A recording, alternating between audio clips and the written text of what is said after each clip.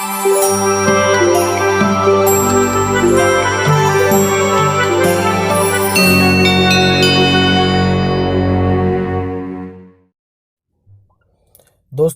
आपके yes my study point में स्वागत है। आइए आज हम देखते हैं कुछ महत्वपूर्ण इतिहास के क्वेश्चन, बहुत ही इंपॉर्टेंट हैं, आधुनिक भारत के हैं।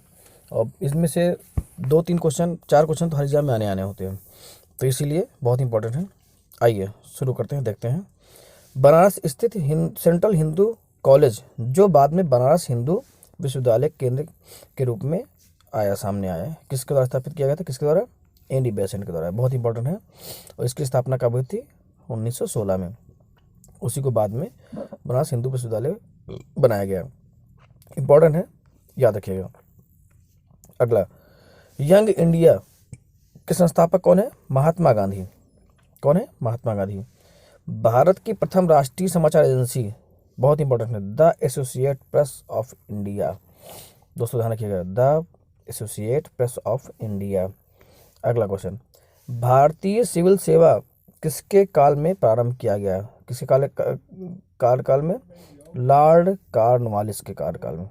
लॉर्ड कॉर्नवालिस के कार्यकाल में। वर्नाकुलर प्लस एक्ट किसने हटाया? किसने हटाया? लॉर्ड रिपन ने। किसने हटाया? लॉर्ड रिपन ने। कब? 1978 में वर्नाकुलर प्लस एक्ट हटाया। बहुत इंपॉर्टेंट है। लगाया किसने थे? किसने लगाया था? लॉर्ड लिटन ने लगाया था। लिटन ने लगाया था, ध्यान रखिएगा, और रिपन ने हटाया था। इंपॉर्टेंट है। आइए आगे देखते हैं। इंपॉर्टेंट क्वेश्चन आ रहे हैं। भू राजस्व का स्थायी प्रबंध सर्वप्रथम किस ब्रिटिश शासक ने लागू किया? किसने किया? कॉर्नवालिस। पूछता है स्थायी प्रबंध किसने लागू किया? कॉर्नवालिस ने। आइए आगे देखते हैं। किस ब्रिटिश शासक ने मराठों को अंतिम रूप से पराजित कर दिया? लॉर्ड हेस्टिंग ने। किसने किया? लॉर्ड हेस्टिंग ने पराजित किया। आगे, भारत में तार व्यवस्था आता है क्वेश्चन, वनडे के लिए तो बहुत फिट क्वेश्चन है। किसके काल में प्रारंभ किया? डलहौजी के काल में। कौन? तार व्यवस्था। बहिष्कृत भारत पत्रिका है, इंपॉर्टेंट पत्रिका है इतिहास की, बी.आर. अम्बेडकर के द्वारा प्रारंभ की गई। ध्यान रखिए दोस्तों, किसके द्वारा? बी.आर. अम्बेडकर द्वारा। किस वायसराय के समय असहयोग आंदोलन चलाया गया? किसके समय? Lord Chelmsford. ध्यान रखिए, किसके समय? उस समय कौन था वायसराय? Lord Chelmsford. ओके दोस्तों, इंपॉर्टेंट क्वेश्चन है, ध्यान रखिएगा। आगे आइए। भारत में सर्वप्रथम टेलीग्राफ व्यवस्था प्रारंभ हुई थी। कब प्रारंभ हुई थी टेलीग्राफ व्यवस्था? 1954 में, 1854 में। ठीक है दोस्तों, ध्यान रखिए। आइए आगे देखते हैं। इंपॉर्टेंट क्वेश्चन आ रहे हैं, बहुत ध्यान से देखिएगा, पढ़िएगा। स्वतंत्र भारत का प्रथम गवर्नर जनरल कौन था? Mountbatten.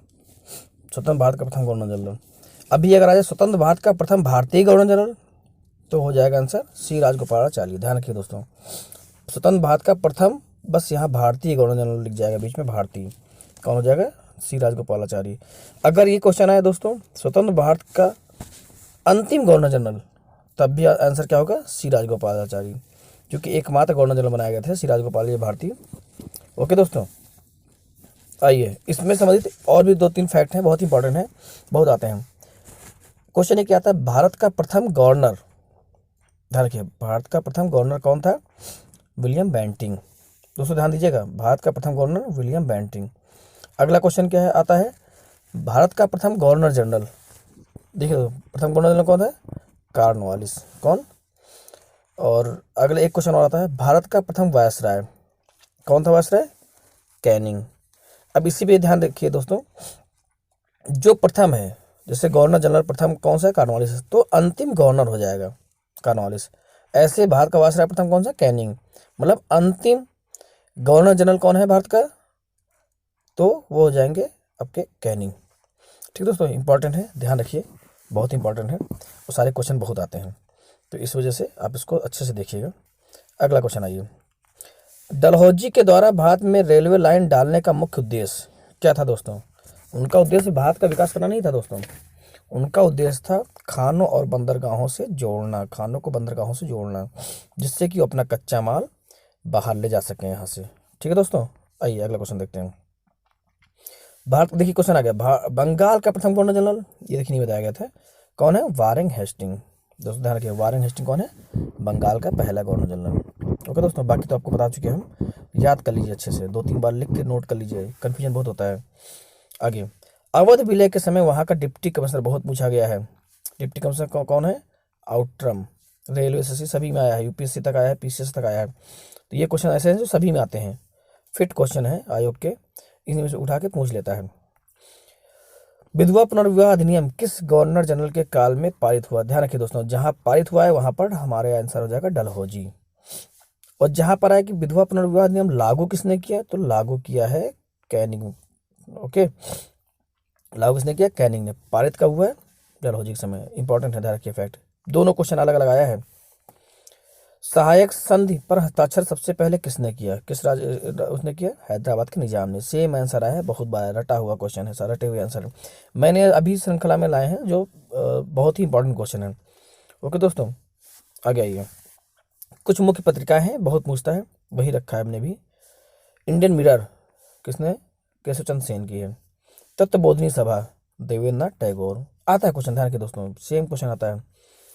Independent, Motilal Nehru. Comrade, ध्यान रखिए, मोहम्मद अली, ये भी बहुत आता है।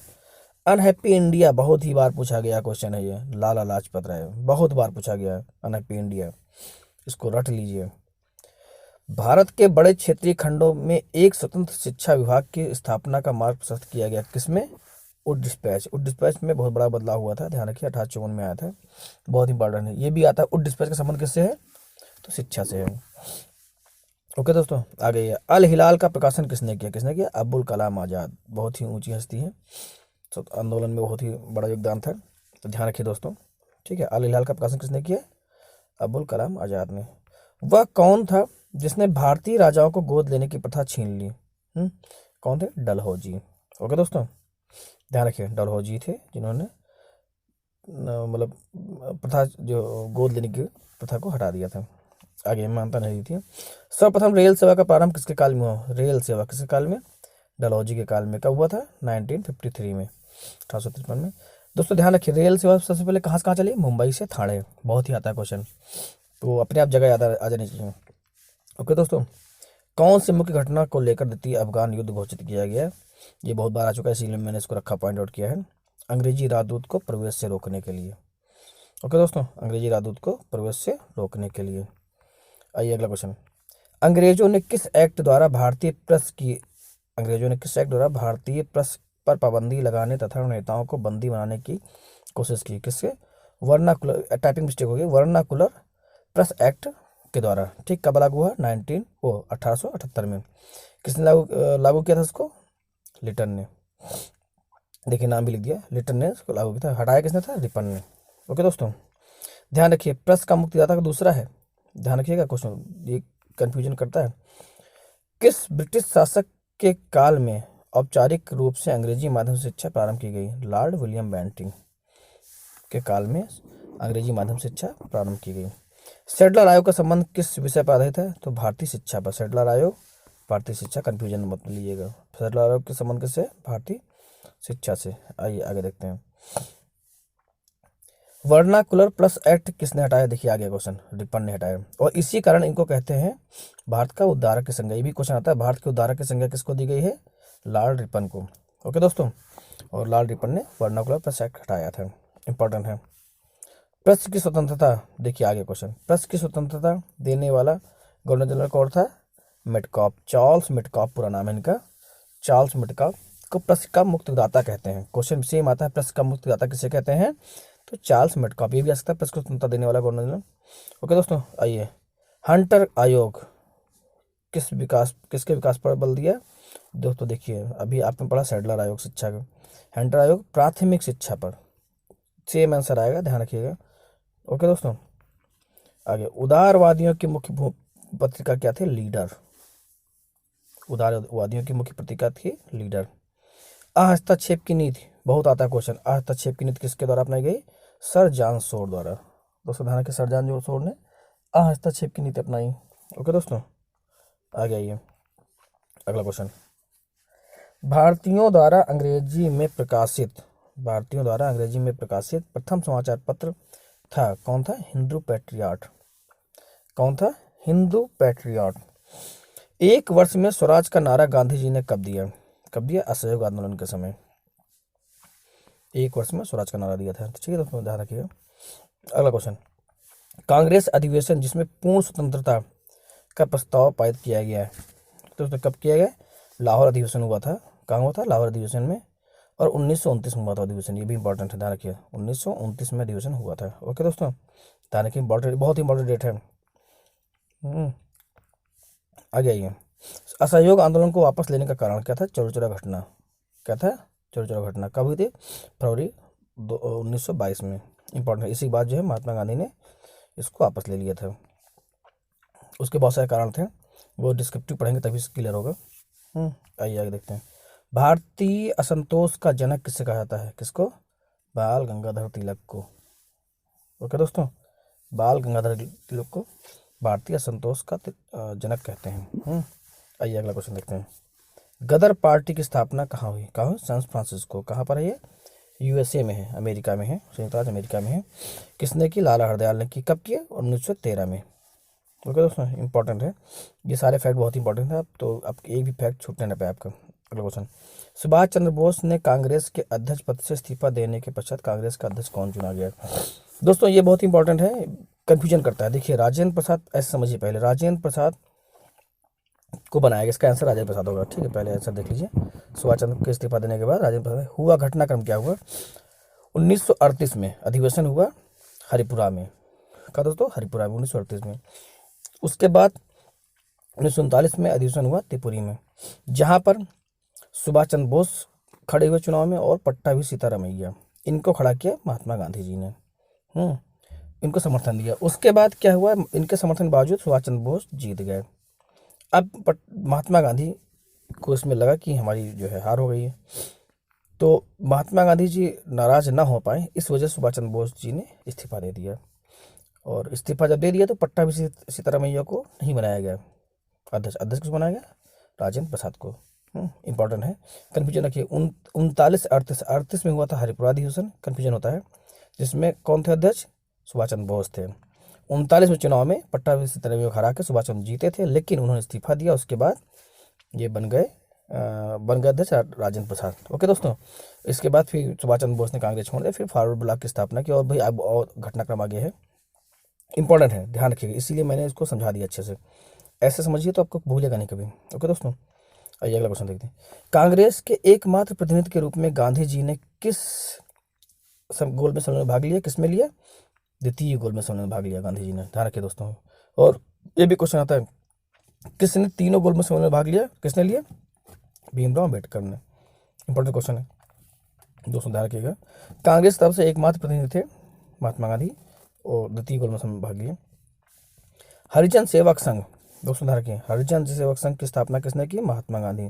संघ जहाँ पर भी आ जाए वहाँ महात्मा गांधी, और जहाँ समाज है वहाँ अम्बेडकर। ध्यान रखिएगा, कन्फ्यूजन होइएगा, इसमें होता कन्फ्यूजन। और महात्मा गांधी ने हरिजन शब्द का उल्लेख क्योंकि हरि मतलब होता है भगवान, जन मतलब लोग। महात्मा गांधी जी का कहना था कि हरि भगवान के लोग हैं, उन्होंने इस वजह से हरिजन का प्रयोग किया। वो तो अंदर डीप पढ़ेंगे तो और अच्छे से क्लियर होगा। मुस्लिम लीग की संस्थापक कौन थे? मुस्लिम के संस्थापक कौन थे? नवाब सलीमुल्लाह।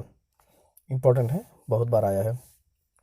ओके दोस्तों, लास्ट क्वेश्चन इस श्रृंखला का है, इसका आज का है, माई एक्सपेरिमेंट विथ ट्रुथ। बहुत बार आ चुका है कि लेखक कौन है? महात्मा गांधी। तो दोस्तों ये थे कुछ क्वेश्चन, बहुत इंपॉर्टेंट क्वेश्चन।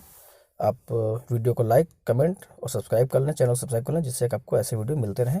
और बहुत बहुत धन्यवाद। लोग अपने दोस्तों को शेयर करिए, जिससे उनको भी जानकारी मिलती रहे। बहुत धन्यवाद।